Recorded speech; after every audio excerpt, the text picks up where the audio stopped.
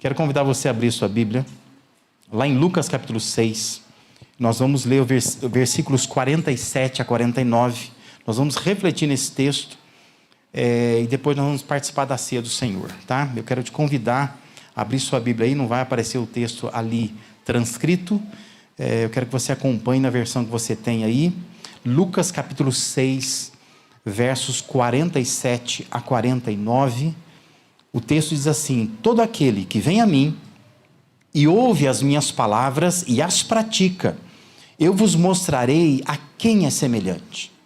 É semelhante a um homem que, edificando uma casa, cavou, abriu profunda vala e lançou o alicerce sobre a rocha.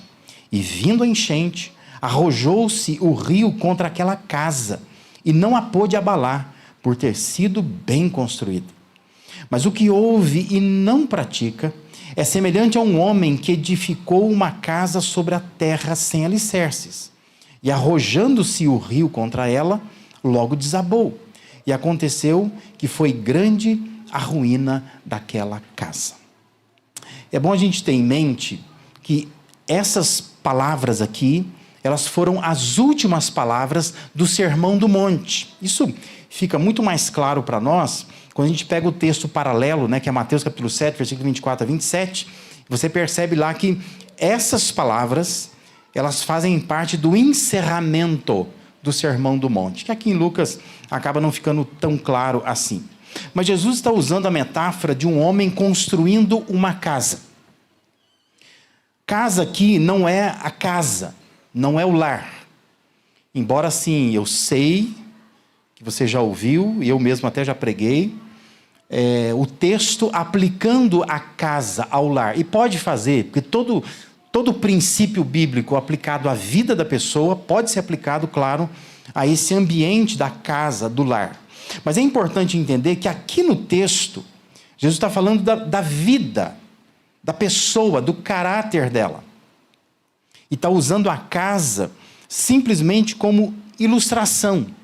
Se a gente levar em conta que Jesus era filho de José, né, aqui na terra pelo menos, por consideração, e José era carpinteiro, e carpinteiro naquela época não é o que é o carpinteiro hoje para nós, porque para nós hoje o carpinteiro faz telhado, né?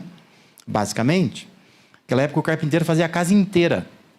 O carpinteiro é um construtor de casas. Ele faz toda a casa, né? Como é também nos Estados Unidos, assim, né? Então, Jesus foi criado nesse ambiente e provavelmente ele sabe do que está falando. Ele acompanhou construções de casas. Está, então, chamando a atenção para uma construção e tentando, com isso, ilustrar aquilo que ele quer ensinar. O que Jesus quer ensinar é simples. Soa muito simples. Quem ouve o que ele ensina e pratica o que ele ensina, ele está dizendo que é uma pessoa que está preparada para quando surgir alguma coisa na vida, alguma intercorrência, a pessoa subsiste a isso, ela resiste a isso. E a pessoa que não ouve, ou ouve, mas não obedece, né? Ela tem acesso aos ensinos de Jesus, mas não põe isso em prática. Ele está dizendo que, em algum momento, a vida da pessoa ela vai acabar desmoronando. Então, o que eu quero que você pense comigo hoje é sobre isso aí. Como que a gente pode evitar a ruína espiritual? Porque o que tem acontecido muito é isto. As pessoas estão se arruinando espiritualmente. Porque elas estão tendo acesso às palavras de Jesus. Elas estão ouvindo as palavras de Jesus, mas não põem em prática. E quando não põe em prática, Jesus está dizendo que é semelhante a essa pessoa que ela constrói sobre a areia, sobre um lugar, um chão que não tem firmeza. E aí está dizendo, o texto termina dizendo assim, que vem a desmoronar, grande a ruína daquela casa. E grande é a ruína também da pessoa, quando a pessoa ouve, mas ela não põe isso em prática, ela apenas ouve. E aqui a gente pode pensar numa reação em cadeia. Quando a gente fala de ruína espiritual, a gente está falando de vida espiritual, a gente está falando de vida emocional, vida familiar, vida afetiva, vida profissional, eclesiástica, comunitária. Isso é uma reação em cadeia, né? A pessoa ela acaba se arruinando totalmente a partir do momento que ela decide que ela está ouvindo o que Jesus falou, mas ela não vai botar em prática aquilo que ele falou.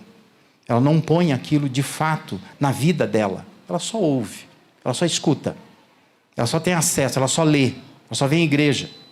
Mas aquilo não se torna algo prático, concreto, consistente na vida dela. Então, pergunta é essa: como evitar a ruína espiritual? Vamos lá, deixa eu te dar 3 coisas aqui. A primeira, persista.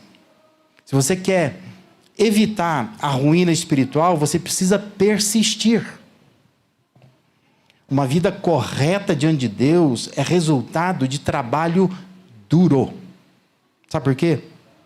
Às vezes você fica olhando para alguém, assim, e fala assim: nossa, aquela pessoa tem uma vida, parece que Deus só olha para ela. Ela é abençoada. Aonde ela põe a mão parece que prospera. Tudo dá certo na vida dela. E você fica achando assim que essa pessoa é uma queridinha de Deus, né? Deus tem um certo carinho por ela especial. Mas entenda, uma vida correta diante de Deus, uma vida abençoada diante de Deus, é resultado de trabalho duro. Vai andar com a pessoa. Vai ver o que ela passa, o que ela faz, o quanto ela obedece, o quanto ela renuncia, o quanto ela diz não para si mesma, o quanto ela é apegada a Deus, antes de julgar e achar que a pessoa é só alguém favorecida por Deus de graça. E às vezes não é. Ela é favorecida sim por Deus, mas é porque ela é muito dedicada, ela é muito obediente. E Deus ama pessoas que o obedecem. Observe lá com atenção o versículo 48. Diz que quem ouve e pratica é semelhante a um homem que, olha a sequência de coisas, edificando uma casa, o texto diz, cavou, você já cavou? Cavou, abriu profunda vala, já abriu uma profunda vala? Lançou alicerce sobre a rocha, já fez isso? Ou seja, a pessoa ela cavou até achar a rocha, tá? Não fica com essas bobeiras que a gente fica vendo às vezes na internet, né? Que é uma casa construída em cima de uma pedra. Não é isso que Jesus está falando. Ele está falando que a pessoa cavou, e ela cavou até ela achar o chão firme, a rocha, que é lá que se põe o fundamento de uma casa. Mas a narrativa de Mateus, que é o texto paralelo que eu já disse, Mateus capítulo 7, chama a pessoa que ouve e pratica os princípios de Deus de homem prudente. Algumas versões dizem homem ajuizado, que tem juízo na cabeça. Mas Lucas, ele está materializando essa prudência, esse juízo. Ou seja, ele está transformando esse conceito abstrato de prudência, de juízo, em coisas práticas, concretas, como o ato de cavar, abrir uma profunda vala, lançar o alicerce sobre a rocha. Ou seja, Jesus quer chamar a atenção para o fato de que alguém que obedece a Deus é alguém que não mede esforços para fazer a coisa certa. Porque não é fácil fazer o que é certo, é mais fácil fazer o que é errado, né? O errado vai. Mas o certo, você precisa se esforçar, não importando o preço a pagar. E Jesus está chamando a atenção para isso. Não é fácil praticar os ensinos de Jesus. Não é fácil. As coisas que Jesus ensinou não são coisas simples. Tem que ter empenho, esforço, dedicação, determinação, trabalho, perseverança. Por isso que eu estou te dizendo, persista. Persista. Se você quer fugir da ruína na sua vida, persista. Comece a fazer como o texto diz. Quer edificar uma casa espiritual firme? Cave. Faça uma profunda vala. Vá até encontrar uma rocha. É esforço. Não é tão simples assim. Não é só vir à igreja. Não é só dizer, pastor, ora por mim. Tem gente que acha que é isso, né? Que tem uma coisa mágica na oração do pastor. Faz uma oração forte aí. Vida cristã autêntica exige trabalho duro, esforço, persista. Você sabe que quando a gente constrói uma casa, a gente tem que investir em alicerce. Você sabe disso, né? Se você já construiu alguma casa, você já teve raiva de pedreiro. Porque o pedreiro pede material, pede ferro, pede pedra, Hoje em dia já pede o concreto usinado, né? Que é mais fácil, né? Ele vai lá e ele pega, que negócio caro. Aí você passa para ver a obra. Fala, cadê o material? Fala, tá aí. Aonde? Debaixo da terra. Você fica com raiva do pedreiro. Fala, mas todo esse dinheiro que eu gastei foi debaixo da terra. Para quê? Porque não está vendo nada, não tem estética, não tem nada. Só que isso é o quê? Fundamento. Alicerce. Se você investe nisso na sua casa não tem trinca, não tem rachadura. Você vai ter menos problemas. É só ficar de vez em quando fazer uma pintura, manutençãozinha aqui e ali, mas a casa vai durar muito tempo. Mas se você não investe em alicerces, a casa não vai durar muito. Por isso Jesus está chamando a atenção para isso. Um bom alicerce faz a casa durar mais. É o alicerce, não é a casa em si que determina a duração. E nós precisamos investir em fundamentos. Precisamos cavar um bom alicerce. Um caráter aprovado se faz assim, com um trabalho duro.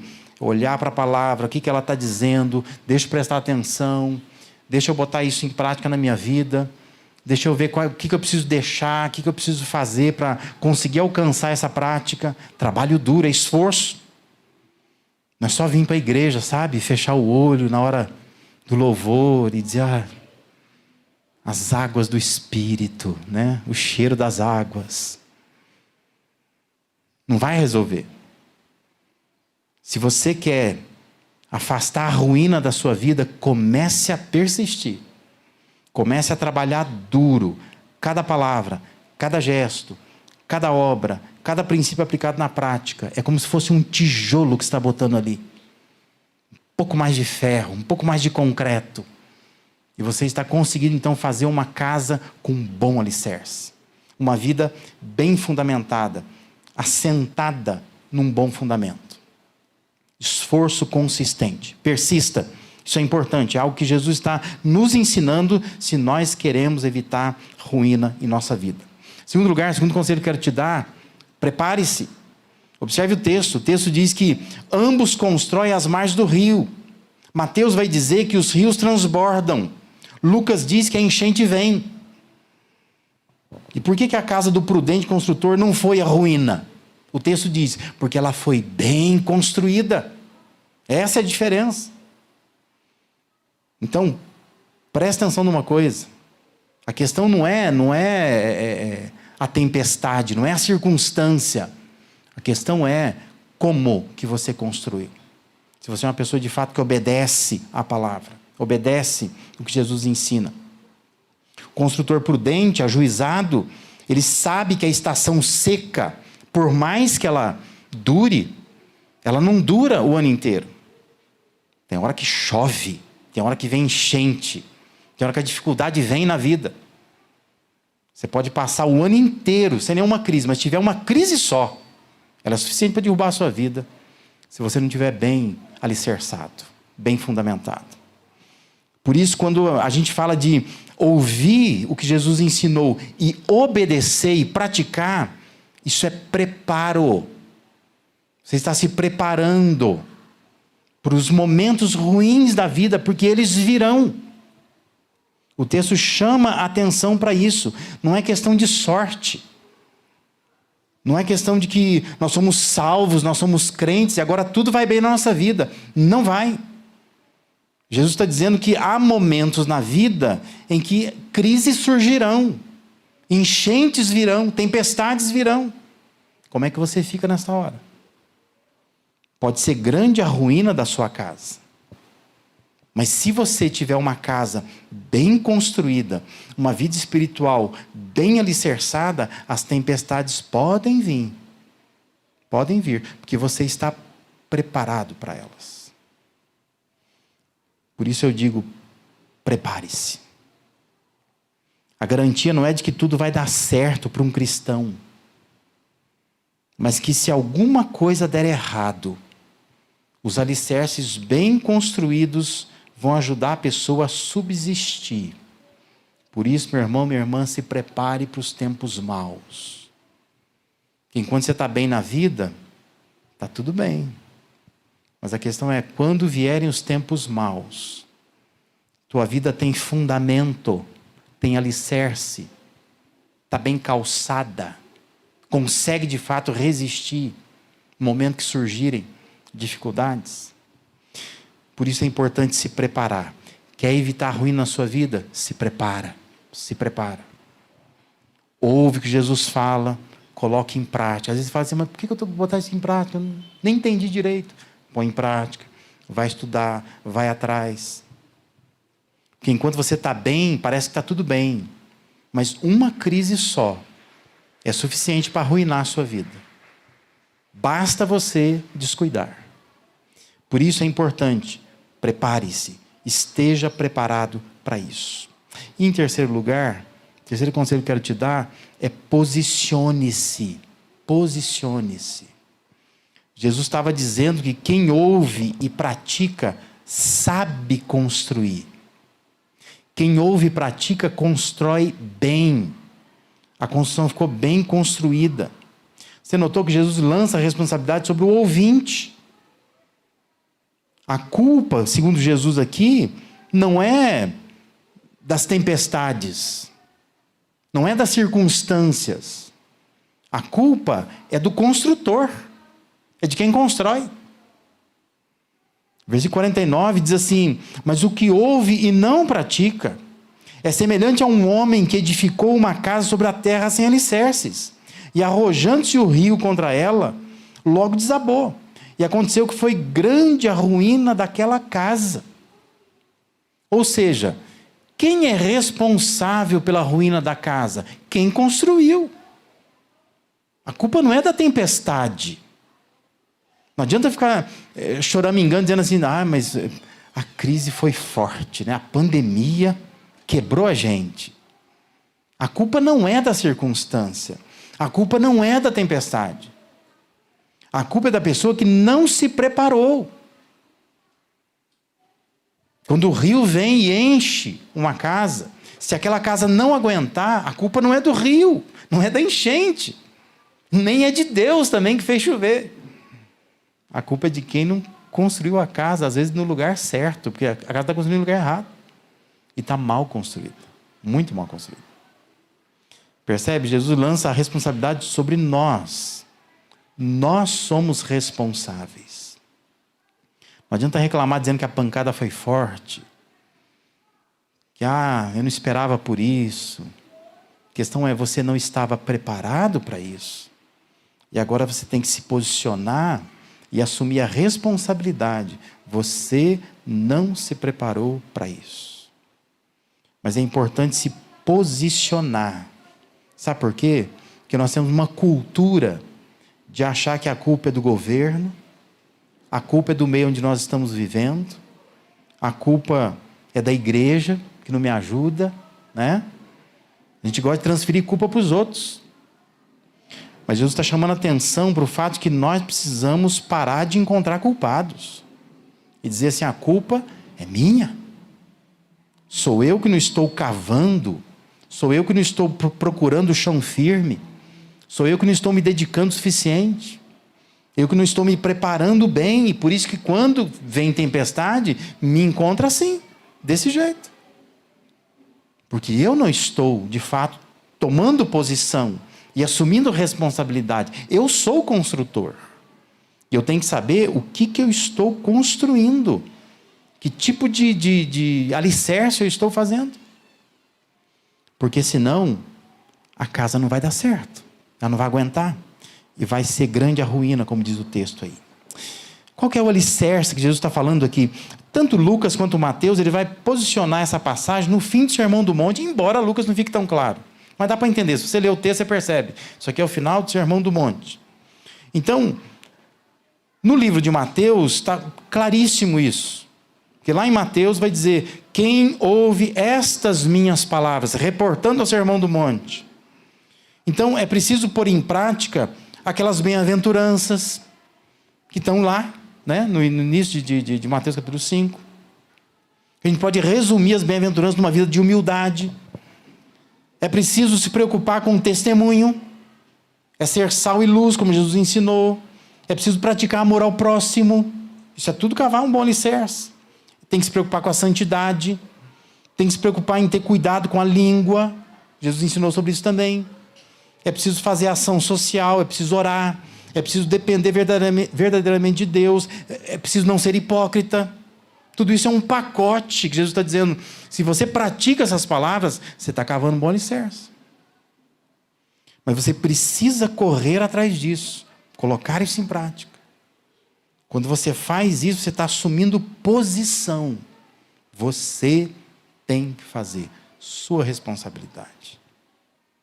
Não adianta simplesmente construir a casa e depois falar assim, quem construiu? Não é você que construiu. A casa não é sua. Você tem que ficar em cima, tem que ficar atrás, tem que ver o que está colocando, tem que contratar o engenheiro correto, não é? Os profissionais corretos. Mas a culpa é sua. Não adianta culpar outras pessoas. O terreno é muito ruim. Americana é chão ruim. Não adianta colocar a culpa no chão de Americana. Você tem que saber onde é que você põe a sua casa. Tem que saber onde você põe a sua vida. Obedeça. Não adianta colocar a culpa em Deus, que Deus não olha para mim. A igreja que não me ajuda. Família que eu fui criado, não me ajudou. A gente vai achando culpados, né? Governo desse país que não me ajuda, a crise mundial que está atrapalhando, a guerra na Ucrânia que está interferindo na minha vida. Olha quantos culpados você vai achando. Deus está dizendo assim, é melhor olhar para você e pensar assim, se você não está obedecendo a palavra, você não está colocando bom alicerce na sua vida. Isso vai afetar demais a sua vida. Porque Jesus, Deus, não tem a obrigação de ficar poupando você das tempestades. Mas você tem a obrigação de se preparar para as tempestades que todo mundo passa, que sobrevêm sobre todos. Nós somos responsáveis. Por isso, se posicione. Por isso eu falo, já falei e repito. Não é questão de fazer parte de uma igreja. É mais que isso. É se preocupar em buscar o que Jesus realmente ensinou e permitir que isso mude a sua vida. Transforme a sua vida. Fazer parte de uma igreja é consequência disso. Você vai querer ir numa igreja quando você praticar aquilo que Jesus ensinou. Por isso, meu irmão, minha irmã, você quer evitar uma vida arruinada, persista, prepare-se, posicione-se. Se você fizer isso, Deus vai olhar para você e vai dizer, você é um bom construtor. Você colocou a sua casa sobre a rocha. Tempestades virão. Mesmo você construir bem, ninguém vai te poupar de tempestade. Mas a questão é, quando as tempestades vierem, você está bem fundamentado. Você resiste firme. Porque você persistiu, trabalhou, se esforçou. Você se preparou para isso. Você caprichou nessa construção. E você se posicionou, tomou para si a responsabilidade. Não ficou colocando a culpa nos outros, mas entendeu que se eu não fizer, o resultado ruim recai sobre mim mesmo. É a minha vida que será arruinada. E eu respondo pela minha vida. Amém?